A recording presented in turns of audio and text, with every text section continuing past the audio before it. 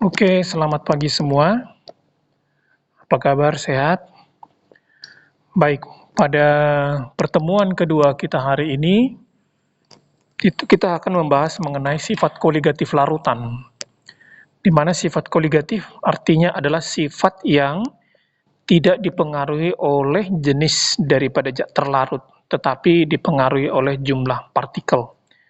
Nah, apa itu jumlah partikel? Jumlah partikel itu adalah konsentrasi dikali dengan bilangan Van Hove.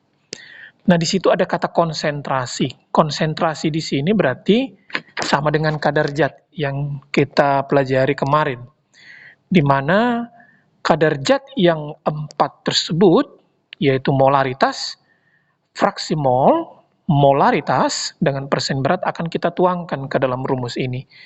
Jadi sebenarnya inilah bab pertama di kelas 12. Nah, sifat koligatif adalah sifat yang cukup aplikatif di dalam kehidupan sehari-hari.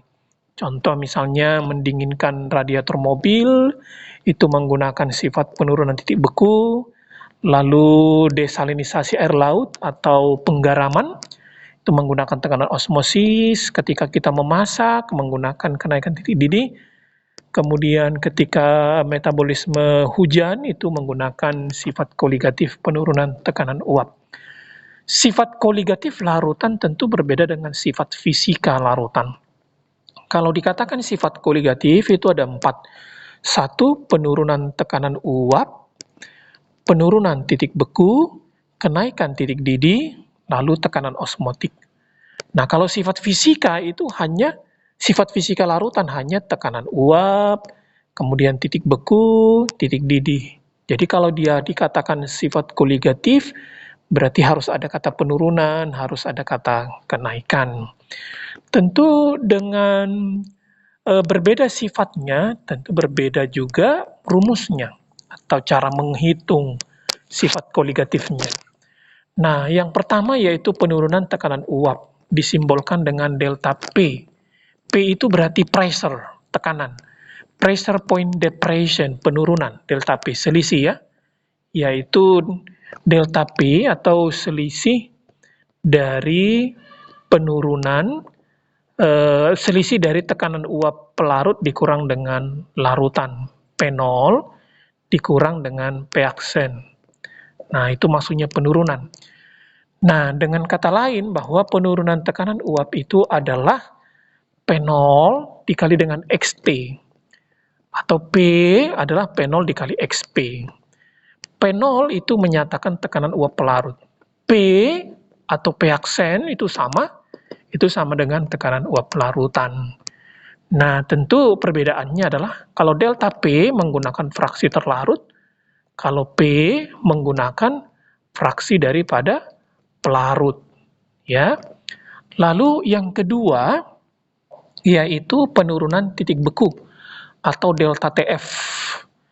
Penurunan berarti ada terjadi penurunan atau selisih, yaitu selisih dari titik beku pelarut dikurang dengan titik beku larutan. Atau dengan kata lain yaitu KF dikali dengan M. Lalu KF itu apa? KF itu adalah tetapan. M itu molalitas. Kemudian yang ketiga, kenaikan titik didih atau disimbolkan dengan delta TB. B itu berarti boiling point elevation. Nah, di sini terjadi kenaikan, berarti ada selisih, yaitu selisih titik didih larutan dikurangkan dengan titik didih pelarut. Ya, dengan kata lain rumus yang kedua KB dikali dengan M.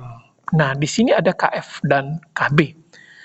KF dan KB itu adalah tetapan. Kalau F itu tetapan titik beku, freezing point of konstanta. Kalau B itu adalah tetapan titik didih, ya. KF dengan KB ini bilangannya atau angkanya itu tergantung kepada pelarutnya.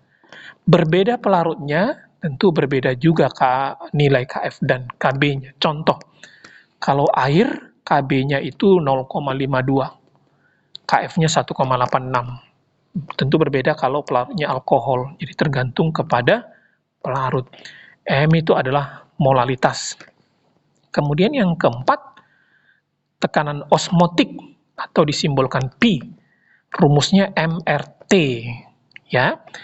M itu jelas molaritas, R itu tetapan, T itu adalah satuan Kelvin. T itu berarti suhu, ya. Nah, inilah rumus yang pertama sekali ditemukan oleh si Raoult, atau rumus koligatif yang pertama ya ini, hukum Raoult. Tetapi setelah beberapa lama kemudian disempurnakan oleh si Van Hove, disempurnakan untuk elektrolit. Maka semua rumus ini untuk elektrolit dikali dengan I. Dikali dengan I. Ulangi ya. Kalau dikali dengan I, berarti ini berlaku untuk elektrolit. Nah, kalau dia non-elektrolit, berarti tidak perlu dikali dengan I. Nah, kalau dia I, berarti itu yang menemukannya adalah si Van Hove, maka I itu disebut dengan bilangan Van Hove.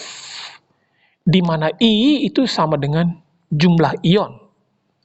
Nah, sama seperti ketika kita belajar mengenai KSP, ya.